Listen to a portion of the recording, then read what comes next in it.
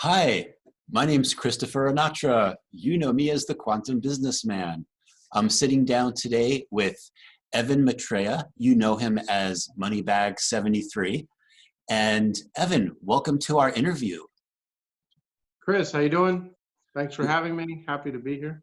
Yeah, I'm very excited to have you speak at the IMEC 2020 event that's coming up in June. I know myself and a lot of other people are really looking forward to it. And what I wanted to do is like talk to you and learn a little bit more about who is Evan and how did you arrive at this point in your journey? So Evan, how did all this Mandela Effect stuff start for you? Okay, so let me jump back. Kind of what I believe got me into this, started me on this journey. So when I was little, I grew up. My dad and my grandfather were in a Masonic lodge. So I grew up running around the Masonic lodge, looking at all the symbolism, and wondering what all this was that I was looking at.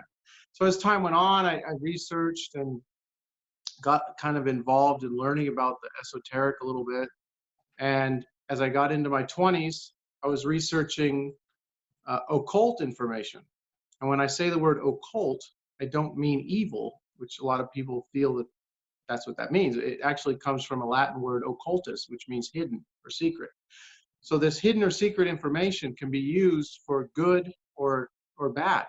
It's not inherently evil, which a lot of people's, unfortunately, religion has taught them that occult information is inherently evil and you don't want to look at that information. So I got into that. And as time went on, we got towards 2012. And 2012, the end of the Mayan calendar, I was really interested in that. So I was looking into the Hopi prophet, a lot of prophecies. I was making videos even on my YouTube channel, which I'll get into in a minute. It was actually a financial channel. So I was researching the Kali Yuga cycles by the Hindus, the Kali chakra teachings of the Tibetan, the prophecies of Zoroaster and Hermes Trismegistus. It goes on and on. There were so many different prophecies that all talked about this December 21st, 2012 date. And of course, the Maya and the Hopi and their coming of the fifth world and all this stuff. So really fascinated by this. Now, I didn't think anything was going to particularly happen on that day, in December 21st. And I also came across Dr. Kalaman's work, who I recently interviewed with AJ on the Rip and Rabbit Hole live show that I do once a month for the Mandela Effect. We interviewed him, and I can hopefully get into that maybe in the end of this, because I think that's really important. So here 2012 came and went, and a lot of people were saying, well, nothing happened, end of the world, Hollywood got everyone in fear, thinking that there was going to be an end of the world and all this, which Hollywood's good at, getting you into fear. Exactly. But don't want to go that route. So anyway, so 2012 came and went, and then I was still looking at all the prophecy stuff. And I was looking at the blood moons. There was a blood moon tetrad, which was in 2014 and 15. And it was a series of 4 blood moons that happened within 4 years, and all 4 of them fell on Jewish holy days. And it seemed significant to me. So I did a video on it. I got almost a million views on my other channel on this video I did. And I related it to the Bible.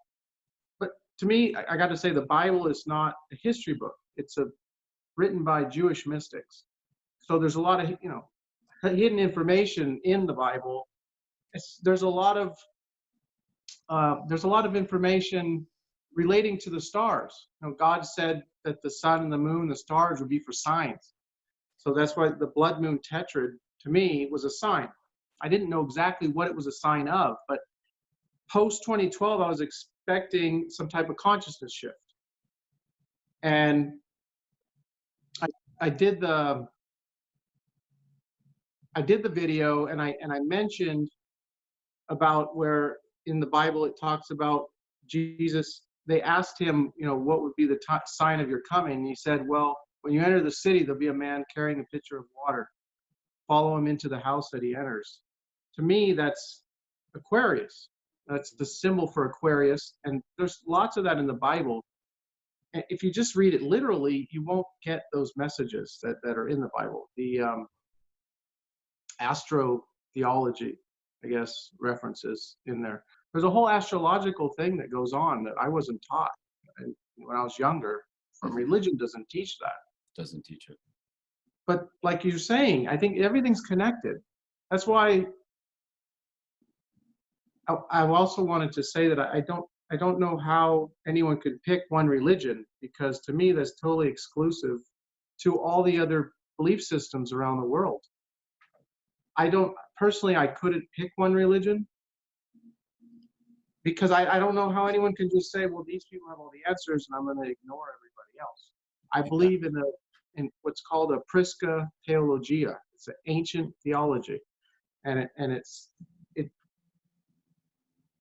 the belief of it is that all the religions of the world come from an ancient religion, and they all sprouted out. So you can find truth in all religions, and it's kind of like a thread that runs through all religions. And that's how I see religion. I think you need to look at all of it. You can't just, well, you can, but I mean, I don't see how someone just be in a religion, and it's like tunnel vision. You know, they tell you how life came to be, what it's all about, and you know, why we're here, and they give you all the answers, but there's all this other information. So anyway, we're getting up now to the point where my son comes to me and asks me a bunch of questions one day, and I got everything wrong, and I couldn't believe what he was doing to me. He asked me about Looney Tunes. He asked me about Mother Teresa, when she became a saint. I said, oh, sometime in the 90s. He said, well, no, actually, she's going to become a saint. She's this year, next year, you know, it was 2016, 2017. She was just going to become one. I remember that happening a long time ago. And then he asked me about how to spell Skechers. Of course, I spelled it with a T. That's how I always known it to be spelled. I used to buy my son Skechers. I used to read him the Bernstein Bear books. I used to read him the Curious George books. And the little, I mean, Curious George had a tail. All this stuff is just totally mind-blowing. So after my son asked me all these questions, I found myself on the couch for a couple of days, just trying to like figure out what's going on with reality. I mean, I felt really small. I felt like everything was closed. It was such a weird feeling. I'm sure a lot of you can relate. If you know, woken up to the Mandela Effect, it's really hard to deal with at first.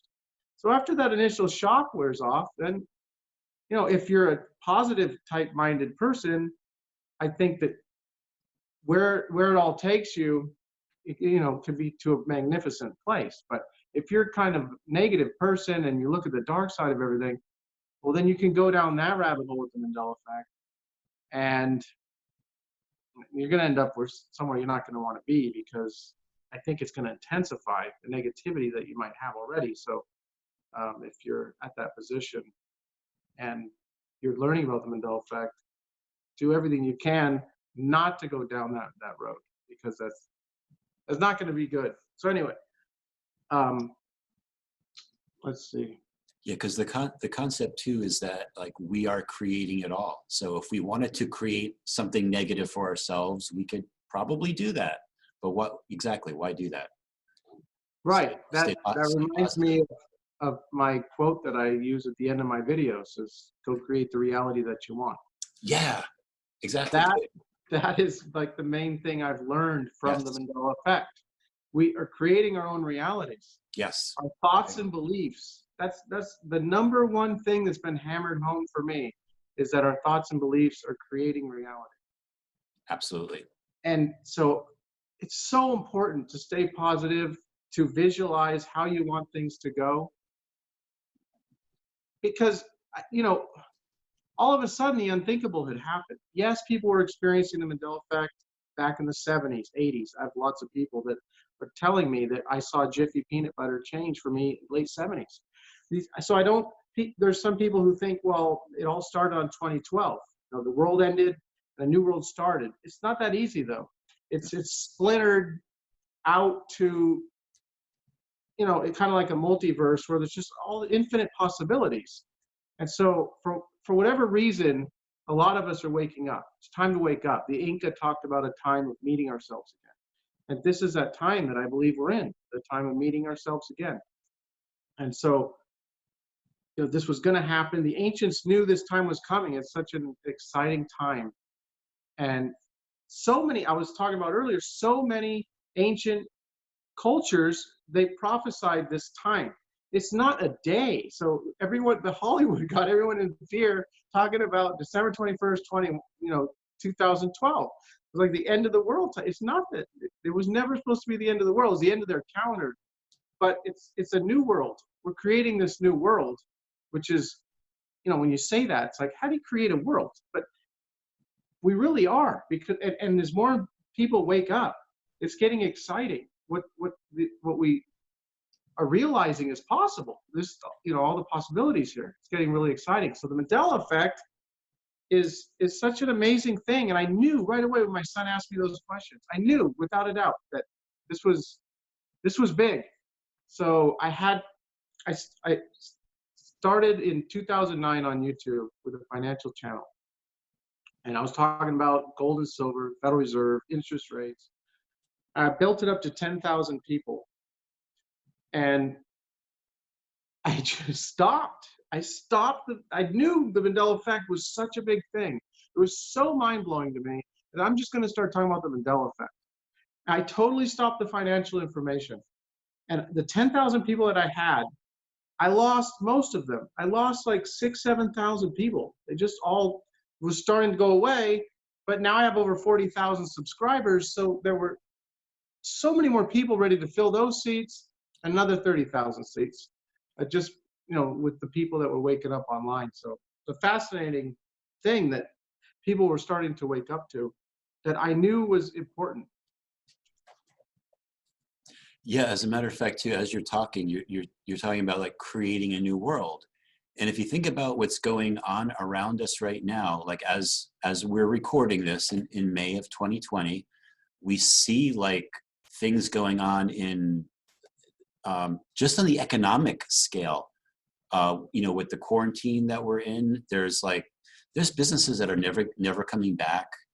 There's things with banks that are like, I don't know how banks are going to be dealing with all of people that can't pay their mortgages. And it's almost like to create something new, you've got to do away with the old broken things. And I could almost see that happening in front of me as things are continuing. We are creating a new world. And these things, they're painful right now, but they kind of have to happen, right? Yes, I believe that we're in the apocalypse, to use a biblical term, which means an unveiling. That's another term. Like it's another term that's exactly. been twisted throughout history. Absolutely. It doesn't mean like the Armageddon end of the world battle. An apocalypse is a revealing. It's a lifting of the veil that we're in. So everything, the way that the financial system works, the veil's going to be lifted. And who knows where we're going to be. I mean, digital currency to me now, I always thought it is important to have gold and silver. I believe in gold and silver. They're scarce. They've been real money for thousands of years. So I think everyone should own some gold and silver. But I've been studying crypto now for years. And I think that cryptocurrency has a place. But what's been going on where you have these, well, in our country, a Federal Reserve, which is not federal and has no reserves, it's been given a lot of power. It's been given the power to control interest rates, which I think should be done by a free market. But we have a group of men and women that do that. They choose what the appropriate interest rates are. They determine how much money should be created. Right now, there's been a lot of money being created right now, and it's being added to what's already been created. So we're going to have problems with the dollar, in my opinion. I was on my financial channel, I was talking about that. I was expecting to have big problems years ago, but I underestimated the Federal Reserve. They're good at what they do. Eventually, we're going to have a lot of problems. So as you're talking about this time of things falling away and new things coming, like a rebirth, like Mhm. the coming of the fifth world, that the hope you were talking about. Yes. You can always relate these things back to the ancients. They knew that this time was coming. It's such an incredible time that we're in. And you can't just concentrate on one small part. You need to be open, and you need to be willing to listen. That's what I find in the communities. We have a lot of open-minded people. The people who have a problem with everything that's going on here and this awakening that a lot of people are feeling, they're not open-minded enough. I always say that it's a problem with their programming, because I feel we were all programmed as children. And so if your programming was really stringent and you had a real hardcore programming, I've been breaking my programming for decades. It's hard to break your programming because your pastor and your parents, your teacher, they all have you thinking that life is a certain way and the world operates a certain way. But it doesn't have to be that way, and you're not necessarily learning how it really operates to begin with. So it's so important to be open-minded in these times. Yeah, absolutely. And we are, like, I do feel that too. Like, I do feel that, you know, humans are highly programmable. And yeah, from the time you're a little kid, whether it's your parents that are doing things to program you, or the school system, or the religion, or the government, or, you know, whatever it is, the mass media, advertising, they're always trying to like program you. And at least we're becoming like hyper aware of that, so we can start resisting that. We can become wise to what's going on. Right. Before we get too far, or before we get finished with this interview, I wanted to commend you, Chris, for coming forward with your first video. I think I Oh, even did something. I did a video on it, or linked it up or something. I did yeah. something because, I'm sure you've had a lot of criticism, and you've had business partners who probably said this is not a good idea. And so I want to commend you for having the courage to come forward and get into this, because this is happening, and it's an important thing. Yeah, thank you. I definitely had some pushback from that. It even continues a little bit to this time period, but even the people that were like super, super skeptical of me last year are now like becoming less and less. And especially as things start to happen and they observe their own Mandela effects, and all of a sudden, like, I'm the guy they want to talk to. Before I was the crazy one. Now they're like, I want to talk to Chris because he seems like he might know what's going on. So, and thank you for like doing that to share my video. I really appreciate that. Helped me get like a nice start to my journey, and being able to share from my perspective how it was affecting myself and my clients. Right. I saw some people. Well, there's always the people that have the negative things to say, but you came in, after a few years and it's been going on, but you had a lot to add. I mean, your position of the type of business you have, and what you were seeing with your clients, and with the product names that were changing and all that, it's a great addition to this Mandela. It adds credibility to this Mandela effect, which I think even for years to come, there's going to be people just saying, oh, well, there's nothing happening. But there's nothing happening for them. But we know something's happening. We're here for the people that wake up to this, because there's constantly new people waking up to this. We're here for them. So that's why this community we have, and this conference and everything, is so important, because we are here. You can send us emails. I have my email address underneath every single video in the more info section. Anyone can send me an email and ask me a question, and I'll do my best to answer it. But it's people like you and I, Chris, that are looking into these things, that are ready. Because I'll let you in on this. I just recently spoke to a boss in California that recently moved to Phoenix, Arizona. And I had talked to him about the Mandela effect around 2018, and I knew he was affected. I knew he had some of the older memories. And so he listened to my interview I did on the Rip and Rabbit Hole show with Dr. Kalaman, the 40-year expert of the Mayan Calendar. And he had questions. And so he called me twice. I wasn't able to get back. And I'm like, he never really has this urgency like this of calling me. So I called him back. We talked for 2.5 hours. I never talked so long. He was asking me about Donna Summers. it never, or it always had an S for him. I'm like, yeah, I know, but it never has had an S. And when that hits you, when you realize that, he had so many questions, and I like only give him my opinion, but I hope I was able to help him feel better, because he was asking me about the airplane engines, and I had him Google some images up, and he couldn't believe that the whole entire jet engine sits out in front of the wing. I know, that was a big one for me too. That was the major one. I'm like, did they just change all the aircraft engines overnight yeah. It's totally mind blowing. It gives me a headache. I mean, the biggest headache I have in the grocery store is Kit Kat and Oscar Mayer. I look at Kit Kat when I'm buying my groceries. I see the Kit Kat, and so it's like this cognitive dissonance is just working so overtime. I can't compute. There's no dash. I can't compute that.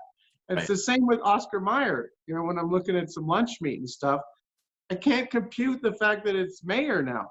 I mean, it's pronounced Meyer. I understand that, but it says Mayer. Exactly. M-A-Y-E-R, and it wasn't. It was always M-E-Y. So those types of things, they're not easy to deal with. So getting back to my boss, we had a great conversation, and he kept asking me, well, why are they doing this? I mean, that's what was coming to his, why are they doing this? I'm like, I don't know if it's they. I believe it's us. We're waking up to our multi-dimensional selves, and I believe this is us doing this. And I don't know if he's ready to go down that rabbit hole, but he's open-minded. So he had a lot of questions. So it was really exciting. It was really exciting. And that's what I'm talking about by we're here for these people, because this is happening. I mean, I guess you can ignore it. I mean, how do you feel about that? I mean, people can continue to ignore it. They can see a change and say, oh, I must have misremembered that, or reality can't change, so I got a bad memory. I mean, that's going to go on that's going to stop. In my opinion, I see that stopping. There's going to be a point where you can't deny them. No. Yeah, exactly. And at first, it's really scary. Like for me, my big one was the Jfk assassination, because I knew that Zapruder film like really, really well. So when that first came into my awareness with the extra people in the car, from my memory, it's like I didn't know whether to cry or lock myself in my house I just couldn't make any sense out of it. And even now that I've made sense out of things to some extent, like the other day, I'm driving the road I normally drive, and there's like houses that were never there before, or a house on the corner that was always like a light color. Now it's like a dark color. And I'm like, did they just paint that house last night? So yeah, it's very like, it really affects people at first. So the work that you're doing and others like are at least giving comfort to people that they're not alone, right? Now, I'm curious how you came across my channel on YouTube. I think that whenever someone starts looking, I think your channel comes up pretty. It was one of the recommended as you started looking into the Mandela Effect. Yeah, I can't remember exactly which one. I have a memory of like discovering you, and then like maybe 4 or 5 months passed by, and then I rediscovered you again. It's some of this. Now some of these things are interesting too, because I was just talking to Dale Dufay that does Terrors of the Milky Way, and Cynthia Sue Larson had mentioned him a few months ago, and I had never heard of like, who's this Dale Dufay? And I went to his YouTube channel, and I'm like, I'm subscribed to it. I get all of his alerts, like what? But I had never. So at some point, another version of me at least had discovered him, but this version was not aware of that. So it's just interesting how these things happen. And then there's situations where people are like, oh, I discovered that, man. Like some people, like they when they identify a Mandela effect, they'll put it on their channel or whatever. And I've been noticing too, where some people, and I think you even did a video about this too, where some people remember like they were the first one to like find something, and then it turns out there was someone else that did, and guess what? You're both right. It's just interesting how this works. Right. Yeah. I wanted to say that you were mentioning about houses changing colors or a Yeah, building that wasn't there. yeah, I haven't experienced that too much myself. You may be resonating at a little higher frequency to pick up on those type of things. I think that's what's going on. I remember Life Matrix, who had a popular channel back in 2016, 2017. He was making videos on a whole hotel popped up like in a trailer park. I mean, that's just, you can't yeah, even imagine that. It seems like he's lying. I mean, you can't imagine that unless you experience something like that. And I haven't experienced that, but I'm open to, I mean, I feel like that can happen. I haven't experienced it, but if it happens to me, I'm just going to go, yeah, I knew it. I knew this was possible because I do believe it's possible. So I believe what you're saying is truthful, but it's really, you got to understand, it's hard for people that yeah, haven't had that experience, including myself, to just go, oh, wow, there's a building there you didn't, that wasn't there for you. I mean, it's just, it's really hard to deal with, but I believe that's where we're all headed. We're starting with Looney Tunes and Oscar Mayer, but I think we're moving on to some heavy stuff. So, exactly, exactly. Yeah, and other things like I'll just mention this too. But again, this is my perception, but there's a certain road that I've been bike riding it 25 plus years, etc. And it was voted one of the most beautiful scenic places in Connecticut because of all of the water that you go through. The road went through causeways. Where's all the water? It's all like grasslands now. And I'm like, this is like, it's like, it truly is unnerving because it would be so beautiful. And now when the tide comes into that area, you barely can even see the water, where before it was all water all the time. So hmm.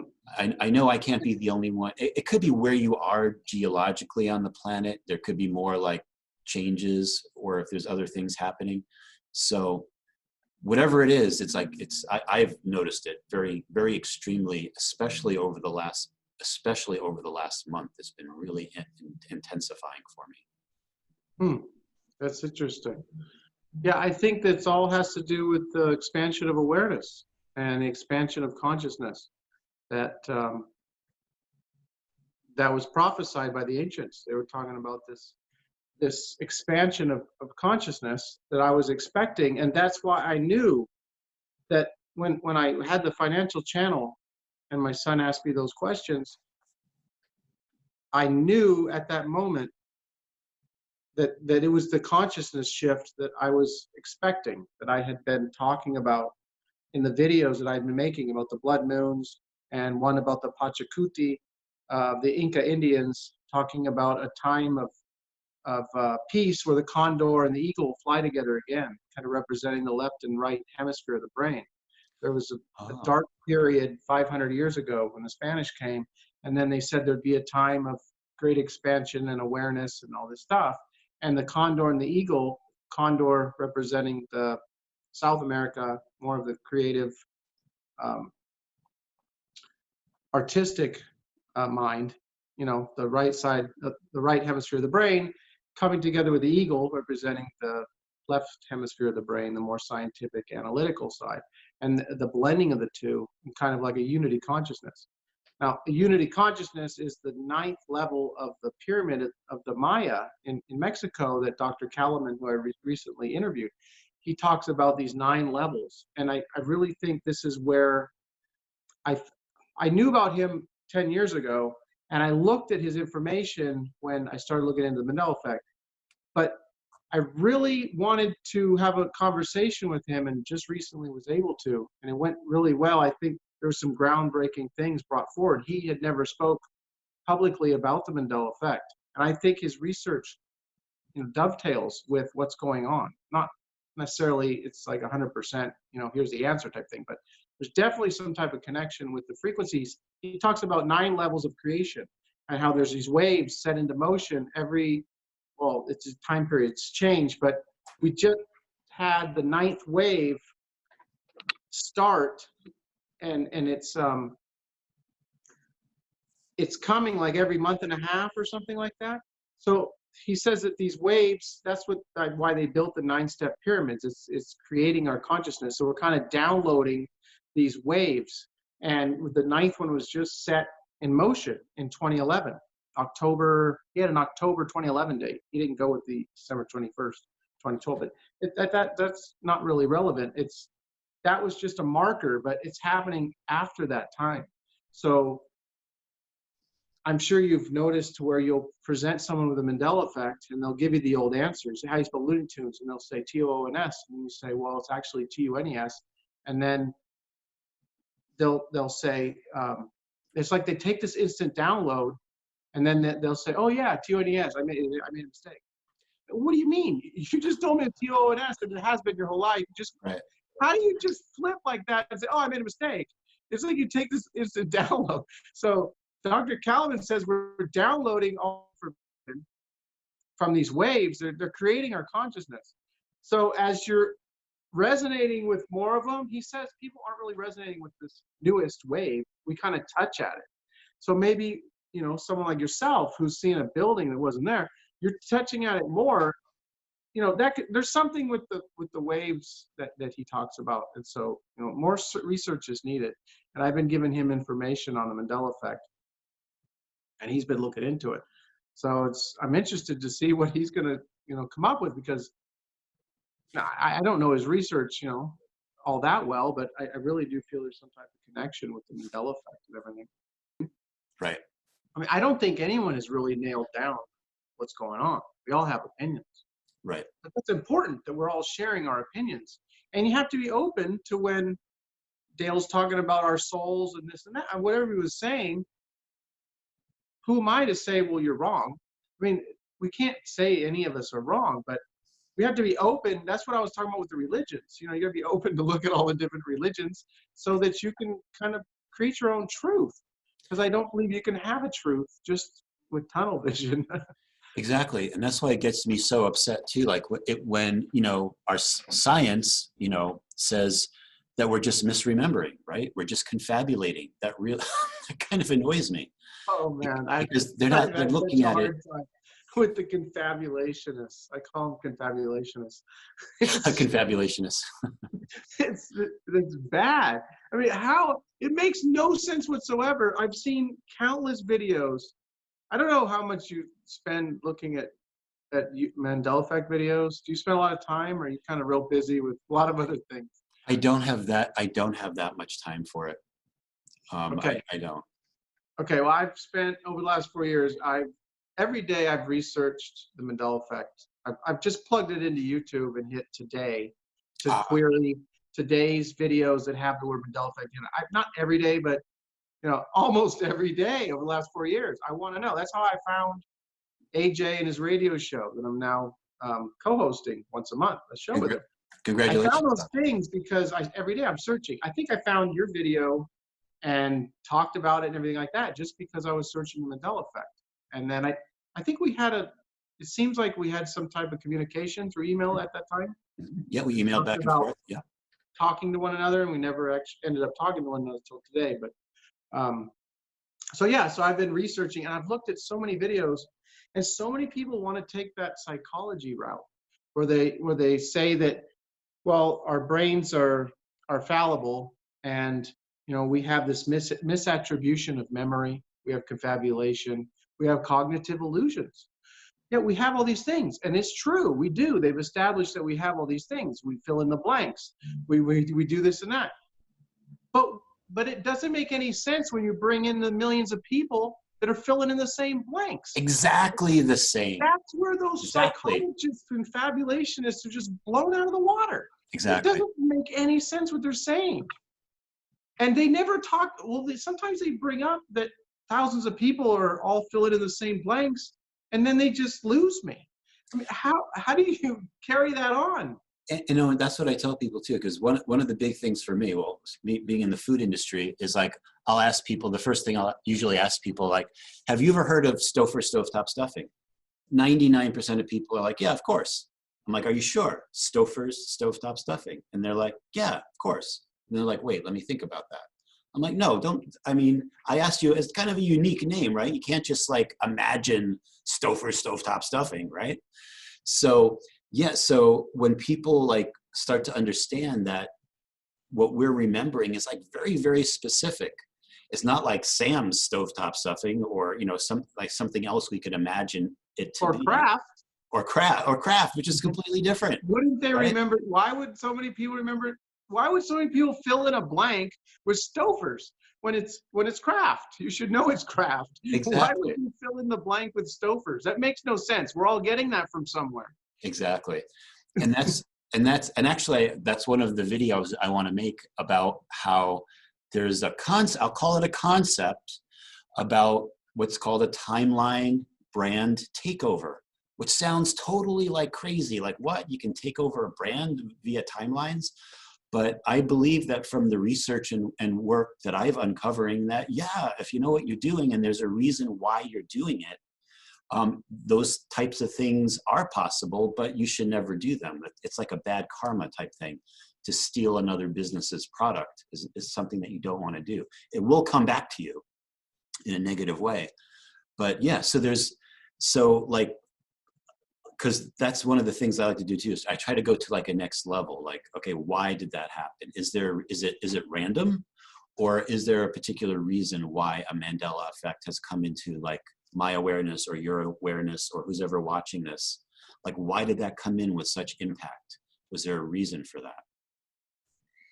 Yeah, generally there are things, I don't know about an underlying reason, but I mean, generally there's things that you've known them since you were a child.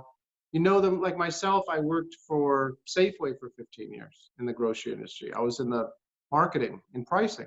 Okay. I priced a lot of different items. I saw them every day on the computer screen for years and years and years. And I moved around. I priced ice cream. I priced alcohol. I did different things. In ice cream for 2 years, I think it was, I priced Edie's ice cream. It was EDDY''S, Edie's. Always knew it as Edie's. My dad's name is Ed. And if it was Eddie's, I would have thought of my dad when I was pricing the ice cream. Right. It's Eddie. It is Eddie's. Right. But it wasn't Eddie's. It wasn't ED'Ys. There were 2 D's. And I did a voting video on this on my channel. And I don't remember the percentage, but I think it was 80-something% of the people agreed with me. Because, things like that. So when you do something for years, you're very familiar with it. It looks foreign when it changes. And you know it. In your heart of hearts, you know that. I personally, and I've discussed this with other people, I get a certain feeling.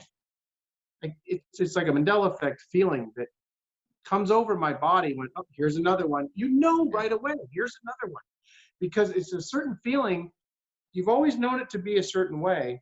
And then, of course, with all the reality residue, that's pretty much what I spent the last 4 years doing on my channels, coming up with reality residue. And we could sit here till next week talking about reality residue.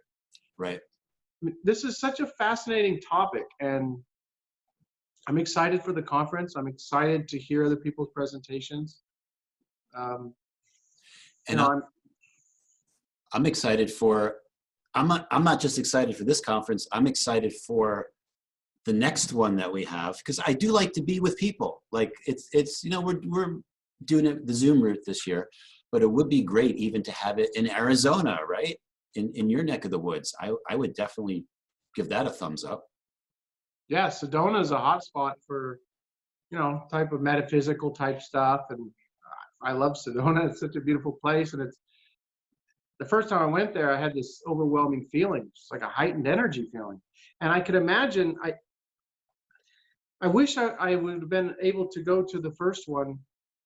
It was kind of a last minute thing, and I maybe could have gone if I really, really tried, but I didn't end up going. I wish I would have, because people talk about the energy, and I could just imagine the energy in the room when all the people we have speaking this year for the International Mandela Effect Conference, all of us just gathered, like-minded, at least with the Mandela Effect, open-minded people, just together. And there's not really any like negative, low vibe type people. This is not for those type of people. Most of the people that I know in the community, that are involved in what we're doing here are positive people and high vibe people. Now, I have negative, low vibe people that comment on my videos and all that. Those people, they're not part of the conference. I mean, these people, they're heightened energy individuals. And I've never been together with so many people. Like, have you? You didn't go to the first conference, right? Yeah, the one in Ketchum. Oh yeah, Yeah, I'm sorry, you were there. I Yeah, was absolutely. I saw your presentation. I forgot. Yeah, I was. It was the energy was extremely high. I call a lot of us. I'll use the term dragons, and people are like, "What? Will you call me a dragon?" But I mean that in like the best, like most respectful way. When I think of that, I think of players in a game that have a lot of wisdom and knowledge and experience, and that's how I feel like a lot of us are that are coming together. And for people like myself, I'm not like I've been accused that I'm trying to do all this stuff to make money somehow. Um, no, I'm just like passionate about it. If I just wanted to make money, I'd just stay in my software company and just keep everything to myself. But I'm like super motivated to talk about it, and it makes me feel just like you. I'm sure it makes you feel good when you could almost like expand, like the things that you say, like just starts to expand people's consciousness. And it's like it's like being a teacher and having the rewards that a teacher has when his students or her students begin to like really grasp a subject. And that's the way I feel. Right, I agree. I mean, you see the world through, if you have a limited consciousness, I mean, you have a filter and that's how you see everything. But if you have an expanded awareness, I heard someone once say, like, if you have a golf ball size consciousness and you have a golf ball size awareness or something when you're looking at the world. But if you can increase that awareness, then your consciousness, it has the ability to see so much more. There's things going on, you don't see what's happening around you with a limited consciousness. So the expansion and yeah, like the things, I've spent a lot of time, I've probably read 300-400 books. I spent a lot of time, I'm not reading so much anymore. Kind of, I don't like that fact, but I just have so much going on and not, I read every day, like on my phone and everything, but I'm not really reading books. But I read a lot of books, so it helped me be able to talk the way I talk about the things that I talk about, which, are, I believe, like you said, they are expansive. They make people say, well, I've never heard of that. I didn't know the apocalypse meant an unveiling or a reveal. And then it Or a makes revelation. Yeah, it's called the Book of Revelation, right? Or Revelations, right. whatever. So, connecting dots. So you connect those dots for people, and then they'll look into something. And then it's just a total expansion. It continues, this expansion of awareness. So, yeah, I mean, it's a really incredible time to be alive. And I'm excited to see where this leads with everybody. I think a lot of people believe there's some type of ascension happening. There's a 3D to the 5D. I watch a lot of different individuals that talk this way. They talk about 5-dimensional reality that we're starting to perceive. Sometimes you're kind of in it. Sometimes you're back in the 3D. So there's all this stuff going. It's such an incredible time that we're in. And I'm happy to be a part of it. I used to watch presentations and stuff on YouTube 10 years ago, and then see them take questions. And I'm here. I'm doing it myself now. And I was kind of preparing myself back then, watching it. So, man, that must be so cool to like talk to people and then have them ask you all these questions. But it was the Mandela Effect that brought me into it. And I just knew it was important right from the first day that it was presented to me. And that doesn't mean to say that I didn't know, I wasn't experiencing it before, because when I learned about the Mandela Effect, then I learned that when I picked up that Jiffy jar around 2012 or 2013 in the grocery store and hadn't bought peanut butter in years, because the kids never really were peanut butter jelly type kids. My wife's from Peru, and peanut butter and jelly is not really a Peruvian thing. So it just wasn't in my family, but I picked up the jar and I saw JIF. It looked foreign. And I said, well, they've rebranded it. Wow, look, Jiffy's now Jif. And I threw it in the cart and went off my life. What are you going to do? I mean, that's what I think people were doing in 2011, 12, 13, 14. Exactly. I think a lot of people were doing those types of things. Exactly. Thinking it was a rebranding. Because what else are you going to do? Absolutely. And then my first Mandela Effect was with Lucky's. Lucky's, I say Lucky's, there's just no Lucky's. It was you familiar with Lucky Stores on the West Coast? No. Okay, so in Oakland, California, they started in the 40s, I think it was, late 30s, early 40s, and it was Lucky's, Lucky''S. So I knew about it my whole life. I asked my mom. She says, "Yeah, we went to Lucky's when you were a kid." I'm like, "Okay, well, Mom, it's always been Lucky. You know, there's no apostrophe S on there." And she has a hard time understanding how this stuff's changing, but she sees it. But she's just, you know, she's in her mid 70s and she's not really into talking about reality shifting and all that stuff. So it's kind of difficult. But what I was going to say was Lucky's, I noticed it because they went away. They went out of business. They were bought out. I don't remember exactly what happened, but around 2009, I think it was 8, 9, they started going away. And then, or maybe it was even earlier than that. Yeah, actually it was like 2000, what was it? They started going away around 2006, 2007. Okay, so around 2010 or something, I saw a Lucky's, but it was called Lucky. So I'm like, oh wow, look, Lucky's is back. But they took the apostrophe S off. So I noticed that 10 years ago. That was my first Mandela effect that I can think of, because I thought that they had changed it. And then I saw someone do a video on Lucky's a few years ago. They said it was a Mandela effect. No, they changed that. I remember because it went away and it came back and they had taken the apostrophe S off. And so I tried to prove her wrong. I'm like, this is not a Mandela effect. And I went and I was so blown away. I was looking at 1940 images from Oakland, California of Lucky. And I was like, what? So it had totally changed. So I saw that Mandela effect 10 years ago. So I was seeing these things, and I think a lot of other people, and just thinking they were brand changes or reorganizations or whatever, what have you. Yes, funny because HBO came and visited me last year after I created the video. There's a show on HBO. It got their attention. Don't even know the name of it. It's supposed to be airing soon, but one of the things they did is they came to my office. And we went to the local supermarket called Stop and Shop. And I was showing them products that had Mandela effects for me. And meanwhile, you go in there with a camera and all of a sudden, like, there's security all around you. I don't know where these people came from, but like the store manager came out. She had like a guy that came out with her.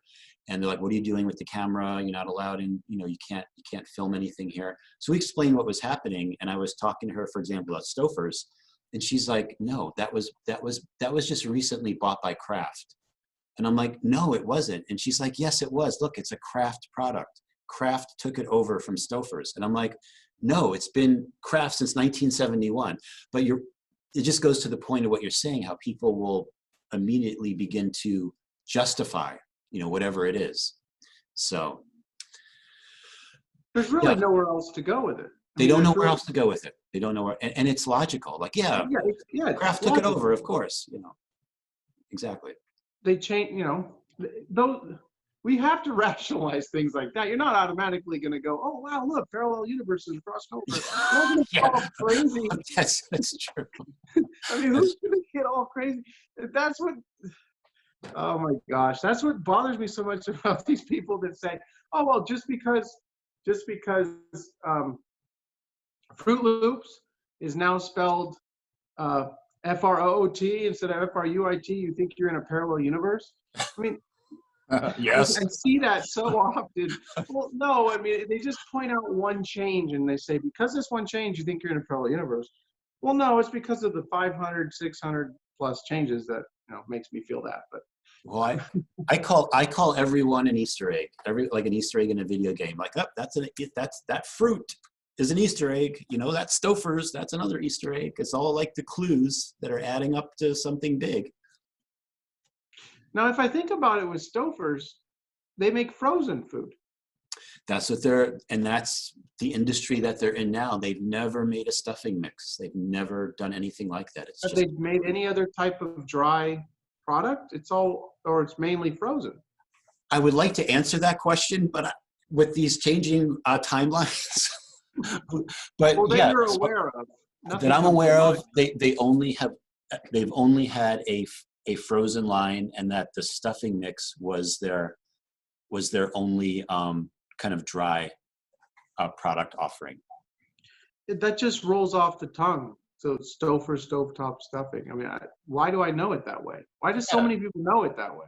I remember the commercials. If it's not, it's not Thanksgiving if it's not Stouffer's. Like, and I actually went back and watched some of those old commercials, and now it says, if it's not stovetop, it's not Thanksgiving. And I'm like, oh, I thought you were going to say it's not Thanksgiving if it's not Kraft. yeah, no, that's the thing. That's how they get you. No, but exactly. If it said that, then that becomes even more obvious. But they just use the word stovetop instead of Stouffer's. But I always remember Stouffer's. But in any event. Yeah, I'm excited to hear more about the timeline insertions you talk about. I don't believe I've ever heard that term until I heard you use it. Yeah, And it's really interesting concept. Yeah, it's another way about how things in our from what I've gathered from my own research about the holographic nature of reality and what I will call the Earth game. It's another way things can be manipulated for those that have the technology / authority to do certain things like that. But and it's not just it's both. It could be both negative and positive type insertions. It's another way of looking at of Mandela effects. Right. That makes me think of like the occult information or esoteric occult information that can be used for negative purposes. If you know how reality works, then you can maybe insert things like that. So yeah, I mean, I believe totally in what you're talking about. I mean, it's a new concept, so it's not real easy to digest or to understand right away, but it's interesting. So Yeah. it's just fun. And I can see how it can be being done now with the awareness of the Mandela effect. And you can see how things like that can be being done. Yeah, and there's some other things too. I call them oracle indicators, which means that they show what's going on in the reality that you're in. Like one of the big ones is the Mona Lisa. So for me, what I've been finding is that the more she smiles, the more when we're in a reality where Da Vinci painted her, where she's smiling more and more, to me, I'm interpreting that as positive versus just, why, how come the Mona Lisa doesn't smile? But now she's like smiling, and you know when someone smiles, like the sides of their eyes go up as well. Like I've been noticing, like, especially over the last month, I'm like, I have a picture of the Mona Lisa right actually back there. You can't see it. And I'm always looking at it every day. I also have a globe over here that I'm always looking at too, to see geography changes and how continents might be shifting a little bit. But I find certain things are these oracle indicators. And I talk a lot about eye color because I feel like if there's an eye color change, it usually represents something as well. So there's that concept as well to look at. There's going to be a lot of pieces to the puzzle that we're all kind of, in our own way, we're kind of bringing it to the table. And I'll bring it to the table. Let's see how everyone feels about it. And if it resonates, then maybe there's something to it. Right. Yeah.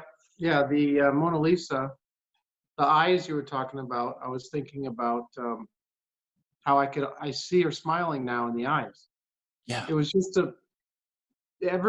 since I became aware of that Mandela effect, 2016 or 17, I can see it in the smile. She's smirking now, little smirk, and then you can kind of, you kind of see it in the eyes. Yeah. It was never there. I always wondered how anyone could see that she was smiling. To me, it was just a straight face, no emotion. And now I see it, like you said, I see it in the eyes as well as the mouth. So, something really interesting. Well, it's a reality. It's reality residue, but they had to commission all the art for the Louvre in the Da Vinci film. All the art, I believe it's called the Louvre, where they have the art of the movie. So they had to recreate all the art. So they had all these artists like repainting it. The artist who did the Mona Lisa for the movie painted her the way I remember. Have you seen that? In the Da Vinci Code? Yes, in the movie. The painting in the movie is that straight-faced. Right. It's the straight with no emotion in the eyes or the mouth. It's the one I remember. So that artist remembered. It's really bizarre how he could paint it the way I always knew it to be. And it's actually, well, as we know now, it's to me and many others and yourself, it's different. Exactly. Chris, I need to plug in this phone here. No, that's okay, because this was a great interview, Evan. We talked about a lot of things. I have a lot more other things I wanted to talk about, but this is like a good place to break it. That was good. I'm super excited to hear more about your journey from your presentation at the IMEC thing coming up in June. Yeah, I'm looking forward to it. I'm looking forward to going a little further beyond where I'm at now and kind of trying to tie things in with work of others and where I think this might be heading.